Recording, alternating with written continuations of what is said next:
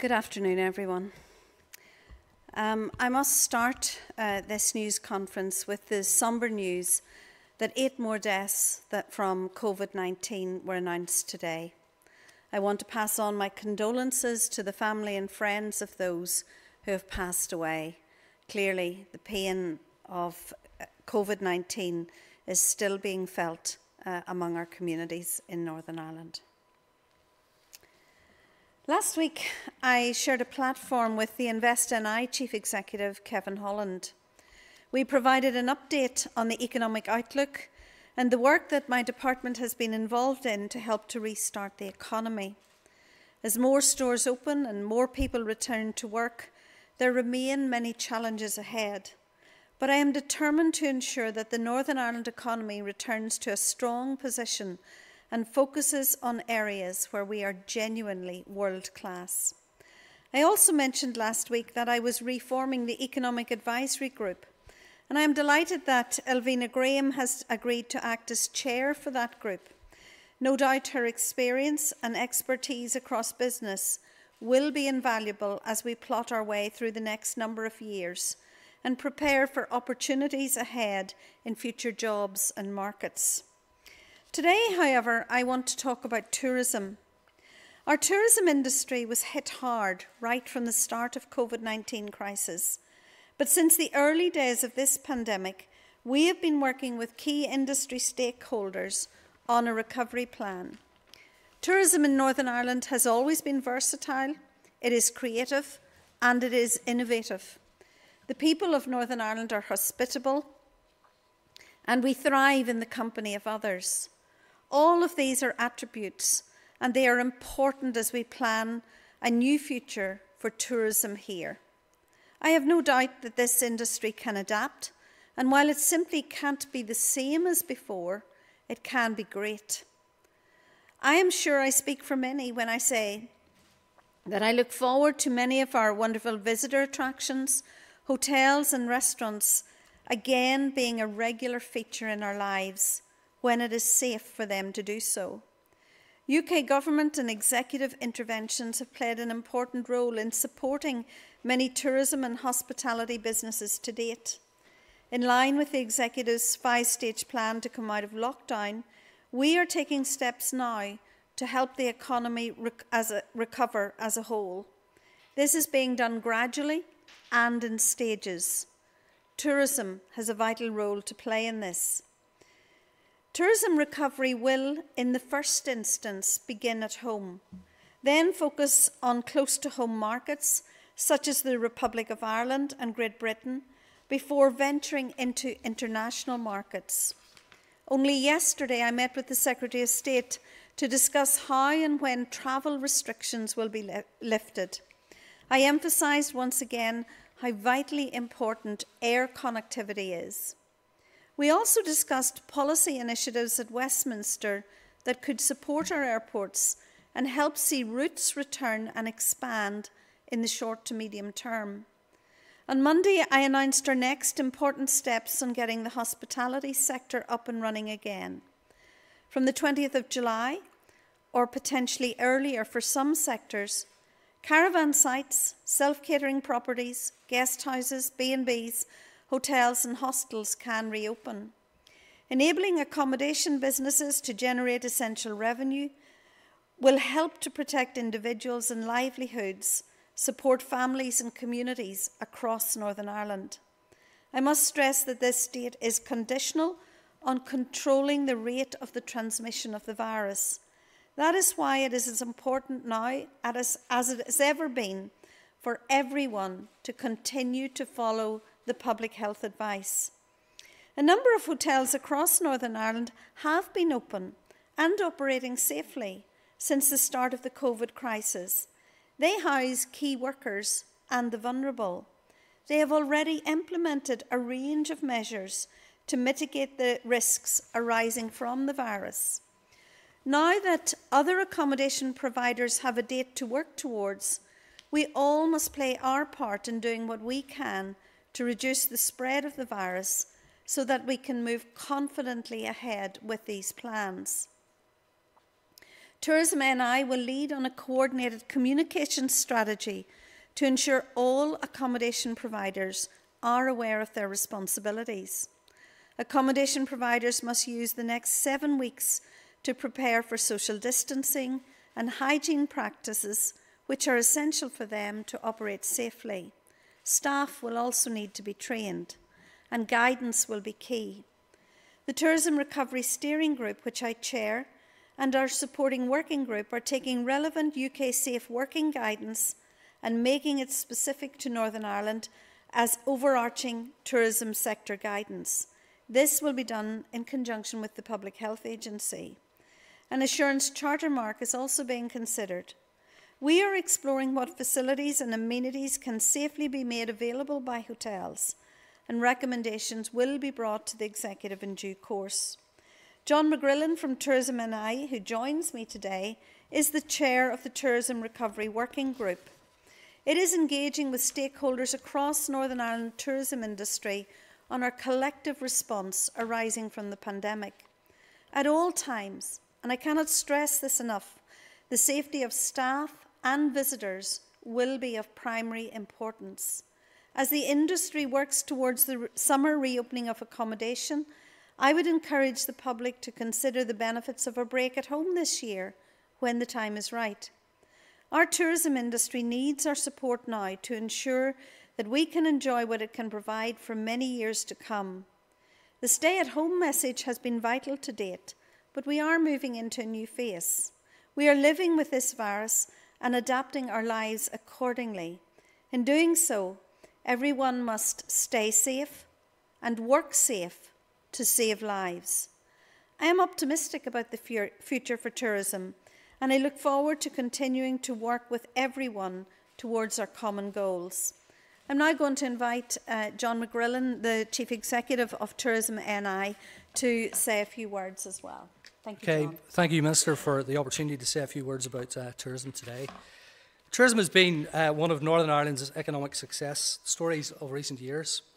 In 2019, we just experienced our 7th year of continuous growth, with tourist spending in excess of £1 billion and providing employment to over 65,000 people. And the huge success of a record-breaking Open Championship just 11 months ago brought with it a not unrealistic expectation that tourism here would continue on its upward trajectory as we entered into a new decade. That confidence was shared by the private sector, who have in recent years invested heavily in new hotels, visitor facilities, restaurants and transport vehicles to ferry our visitors to every part of Northern Ireland. That growth, however, came to a shuddering halt in early March as the coronavirus made its way across the globe at incredible speed, and as governments across the world moved to protect the health of their citizens from the devastating consequences of COVID-19, the global tourism industry essentially closed down. And whilst this is first and foremost a health crisis, it has also had devastating consequences for our tourism businesses, most of whom have had no customers or any source of income since mid-March. Those businesses greatly appreciate the support which they have received from both the government and the executive in recent weeks through interventions such as the Job Retention Scheme, some of the grants that have been paid out, and the recent decision to suspend rates payments for 12 months for the retail, tourism and hospitality sectors. They also appreciate, Minister, your personal commitment through the creation of the Tourism Recovery Task Force. The only way for these businesses to survive, however, in the longer term and save many of those 65,000 jobs is to be able to open their doors and welcome visitors back onto their premises during the summer season, where they normally generate 70% of their annual income. But this can only be done if we, as a society, control the rate of transmission of the virus, and as the Minister has said, that is why it is so important for everyone to continue to follow the public health advice. We very much welcome the first tentative steps towards the reopening of the tourism industry, with the Executive's decision earlier this week to permit hotels and other forms of accommodation to open from the 20th of July. Tourism is, however, an interdependent ecosystem. For those hotels to be successful, they will require visitor attractions, restaurants and other tourism facilities to be open. People, when they go on holiday, They want things to see, and things to do, and places to eat and places to drink. Our focus, therefore, has to turn to creating a roadmap for the opening of the rest of our industry.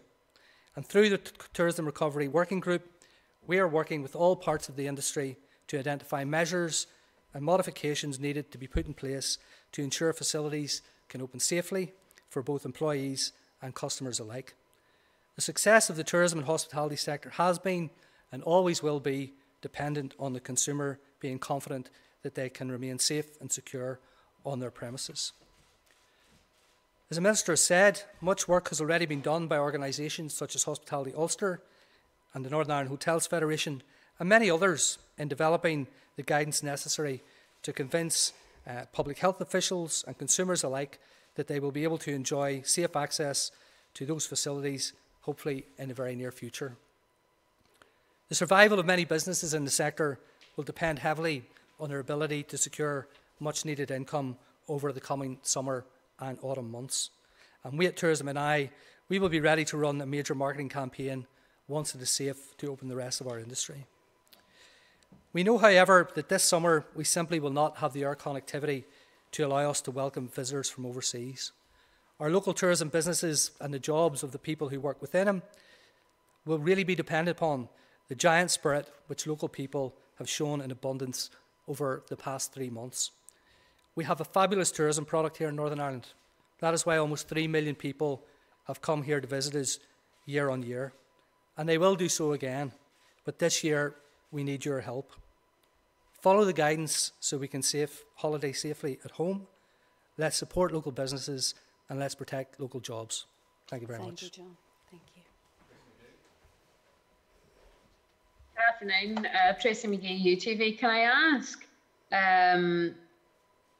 do you envisage allowing hotels to operate restaurants and bars perhaps before that sector is opened by the executive? And secondly, an awful lot of the recovery will be dependent on the number of customers that facilities that places can cater for. So would you be minded to move from the 2 metre distance to 1 metre distance in advice to the public? Thank you, Tracy. I'll answer first and then we'll hand over to John, who I'm sure will have some things to say. So on Monday, we took an important step forward in announcing a date for our hotels to begin to take customers. That was important for a number of reasons, and not least of all because of the lead-in time that is required for hotels to get their booking systems up and running, to get publicity around and to take bookings, and also to prepare the measures, train staff, etc., that they will need in order to open. So that's an important first step for the industry and has been warmly welcomed by the industry across Northern Ireland. And indeed, I've had, and maybe John will want to speak to this as well, I've had some hoteliers to say that they have already received bookings, and it was a great signal that Northern Ireland's tourism industry is ready to reopen. In terms of bars and restaurants, we are on a journey. We are taking this step by step. So what we have now done in the meantime, as we wait for the right time for the science and the Chief Medical Officer and the Chief Scientific Officer to tell us that it is safe to take further steps, in the meantime, what we're doing is working through our Tourism Recovery Group, taking the national guidance that is coming from the United Kingdom and making that guidance Northern Ireland specific. We want our pubs, our restaurants, our hotels to open safely, but we also want consumers and staff to feel that it's safe to be there. So we are on this journey. We are taking this in a step-by-step approach, and we would hope that we will be able to open up those facilities sooner rather than later. In terms of the issues around social distancing, as you know, Tracy, some countries across Europe, like the United Kingdom and the Republic of Ireland, have adopted the 2 metre guidelines. Other Scandinavian countries have adopted the 1 metre guideline. What is clear is that what we do in relation to this must be guided by the science. It must be guided by information from our Chief Medical Officer, our Chief Scientific Officer, but it is absolutely clear that it becomes more viable for restaurants and hotels to operate under the 1 metre guideline rather than the 2 metre guideline. And no doubt it is something that we will have to give thought to, and the executive will have to make decisions around for the future period. And perhaps John might want to say a few words on that as well. Yeah, well, I mean, just to pick up on the point that the Minister made, since the announcement on Tuesday, there's been a huge uplift in the number of bookings which the hotels have received, so they've absolutely seen the benefit of all of that. And, I mean, safety is paramount here. You know, no one is going to go and stay in a hotel or want to visit a visitor attraction or go to a bar or restaurant if they don't feel safe. So from the perspective of the industry, that is absolutely paramount. And as the Minister has said, organisations like Hospitality Ulster, the Northern Ireland Hotels Federation, have been working with their counterparts in the UK. They've been getting advice from best practice from other places right across the globe, because this is a global issue that we're dealing with. And we are looking to see how we can apply that in the Northern Ireland context. But as the Minister said, all of this will be driven in the first instance by public safety being paramount and us being content and being able to convince others that they can be content that it is safe for visitors to come and stay in hotels, eat in restaurants, drink in bars, or go to visitor attractions. Mark.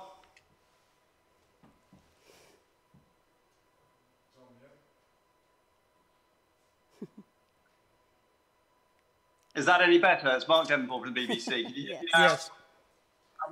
So question to both Minister Dodds and Mr McGrillen about quarantine, which I gather we're going to be setting out more details of Northern Ireland's approach to that by the end of this week. Do you think that's good news or bad news for tourism, in as much as it will obviously potentially put off foreign visitors, but will it encourage people to stay at home? And also one question to Minister Dodds. I don't know if you've seen the pictures, but there's been a very large gathering of people protesting, supporting the Black Lives Matter cause at the Belfast City Hall this afternoon. Now, it's obvious from the pictures that a number of the protesters have been trying to take various precautions in terms of face masks and socially distancing.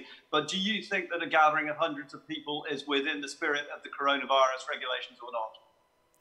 Well, perhaps, Mark, I'll address that last point first. We all have watched with horror the video of George Floyd and the terrible things that have happened. And many people are concerned to make their voice heard and to let authorities know that they stand in solidarity. However, for us in the here and now in Northern Ireland, controlling the rate of the virus is really, really important. We are at a critical stage. We have had some easements, and we are now monitoring the impact of those easements on the transmission rate of the virus. It is incumbent upon all of us to act responsibly, to practice social distancing, to have good hand hygiene. And while we may want to stand in solidarity with those in the United States and with the Floyd family who have been grievously hurt by all that has happened, I think we have to have a responsibility to ourselves and to others in our immediate vicinity here in Northern Ireland. So I'll leave that one there. In terms of quarantine, you can understand how difficult this is, not just for tourism, but also for businesses. So Northern Ireland's manufacturing companies, they make and they produce goods, but they go out across the world and sell those goods. So you can understand how difficult that this is. But our national government have indicated that they want to have a 14-day quarantine period. This is in line with governments in the Republic of Ireland and across other parts of Europe. And for us in Northern Ireland, we'll be looking at those regulations and seeing how they should be implemented in Northern Ireland. I think that we should also remember that we would hope that they would be temporary, but remember that the Executive has given the commitment that they will not be held in place one day longer than they need to be. So I'm looking for responsibility out there in communities thinking of others, thinking of families who've been bereaved. Make sure that you practice that social distancing, good hand hygiene, and act responsibly. Just to pick up on the quarantine Absolutely. question from a tourism perspective, I mean, all the research that we've done would suggest that the vast majority of people in Northern Ireland intend to stay at home this summer. The numbers of people who have got any intention of travelling overseas over the next 6 months is extremely low. So from our perspective, we see that a good thing, because that gives us an opportunity to convince those people, if they're staying at home, to take a holiday at home. And the stark reality is that the air connectivity, the means by which people would normally get from overseas to get here, has been completely disrupted across the globe.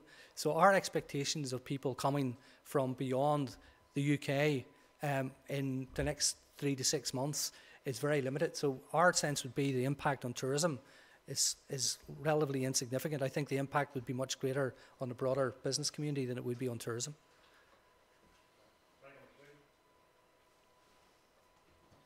Hello, Minister. It's Michael McHugh from PA here. Just some of the most vulnerable people in Northern Ireland, like those shielding, have suggested that perhaps the restrictions are being lifted too quickly. And one person I was talking to recently said, that he'd been sitting indoors for 10 weeks, and he was angered to see the scenes that we've seen at beaches over recent days. What do you say to somebody like that? Well, I can understand the anxiety of people who have been shielding. They are generally the more vulnerable, people who have underlying health conditions and those who are elderly. And I can understand the anxiety, and indeed I think that anxiety is felt right across Northern Ireland. And my real response to those people who are out on beaches or wherever they are, we want you to live life, but we also need you to stay safe, practice social distancing, and that way you will save lives and you will protect those who are shielding and those who are most vulnerable. The advice remains the same, that we need to do this to get through the whole coronavirus pandemic, to emerge on the other side of it. And the only way that we can do this safely is by following the public health advice. And I have no other advice to offer on it. And I think it's absolutely imperative that we do, and that we exercise responsibility to each other.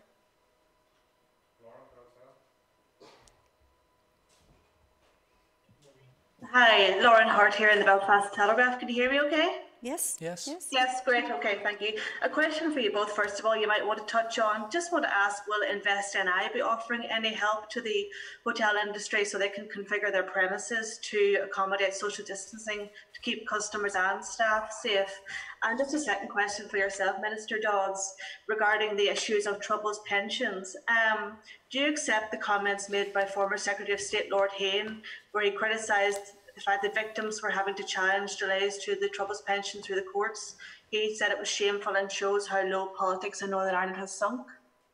Well, maybe I'll address the victims' pension first. The victims' pension is a massive step forward for victims, and I understand and feel their frustration and anger at the delay in getting this issue sorted out. We as a party worked a lot with victims' organisations to campaign for this, and the pension covers everyone and those from all backgrounds, all traditions, those with in all faiths and none. So the only people who do not qualify for the pension are those people who were injured as a result of their own actions. I know that this morning my party leader, Arlene Foster, spoke with the Secretary of State about this matter and urged him to stand by that part of the legislation that was passed in Westminster, but also to step up and to help fund this pension. Can I say also that on this matter, the Executive should get ahead with designating a department to administer the pension. The Department of Justice has offered to do this. We as a party have agreed it. and we are waiting on other parties to step up to the plate and agree this designation of a department to administer the pension. It is unseemly for us to have this delay. These people are not deserving of this delay, and I would like to see this matter progressed as quickly as possible. In terms of Invest NI and getting everything ready, we are currently working on the advice, on the guidance that it will be required, and we will look at everything else thereafter. As a matter, and aside from that, I have spent most of today looking at what would be required for the June monitoring round and how we can work with vulnerable but viable businesses, how we can upskill and train those people who have suffered from unemployment during this really dreadful period for the economy. So we will be bringing out further steps in this in the near future, but it is work that we are engaged on.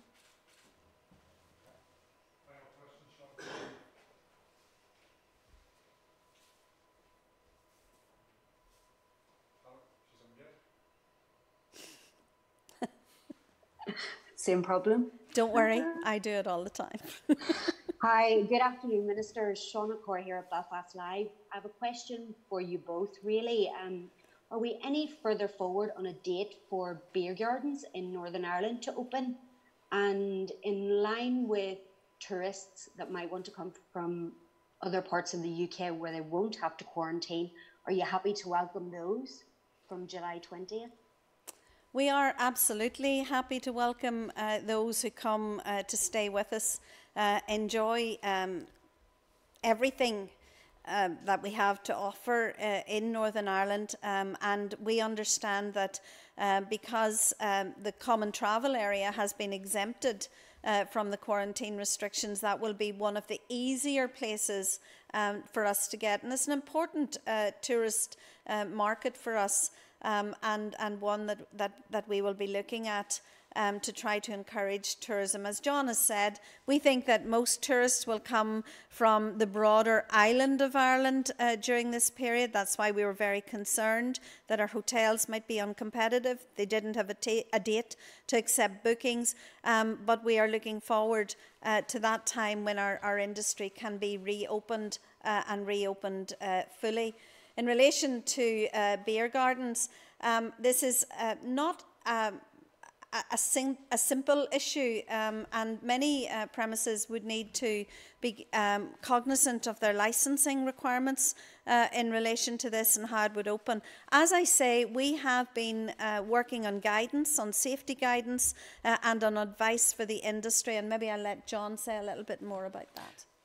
Yes, Minister.